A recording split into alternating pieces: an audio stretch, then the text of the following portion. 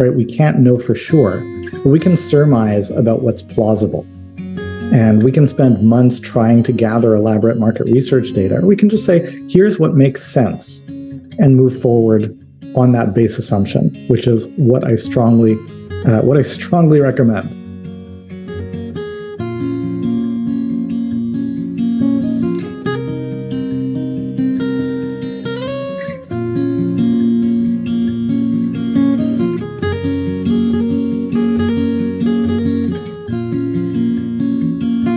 All right, so hopefully you've successfully scored on both dimensions, all of your ideas. Put the word yes into the chat.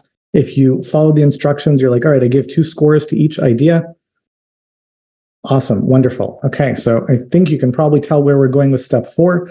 You're going to multiply both scores, right? So if you add a 7 and a 7, it's 49. If you add a 9 and a 6, it's going to be 54, et cetera, right? You multiply them, and then you just go with the top result. Or if you have a few that are very close in number, then any one of them will be fine. So that lands us with the first ingredient in our winning hybrid course idea, which is the topic.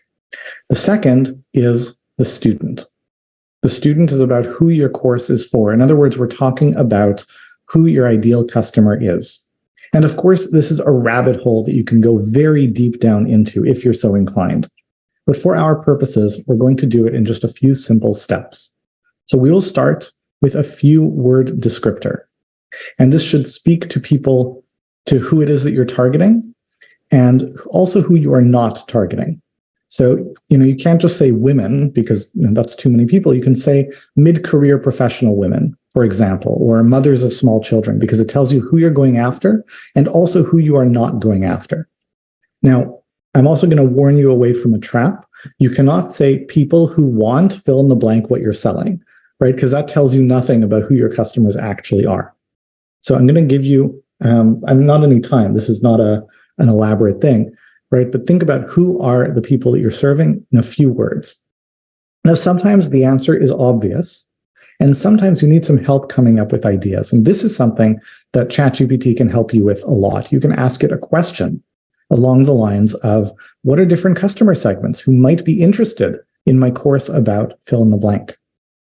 So I'm going to give you a couple minutes, and you can choose how you do this. You can just answer from your brain, or you can ask ChatGPT and see what it gives you that is useful, right? We want to be a little narrower than just a 1 or 2, women, young adults, children, professionals. That's a little too broad. We want to narrow it down just a little bit more.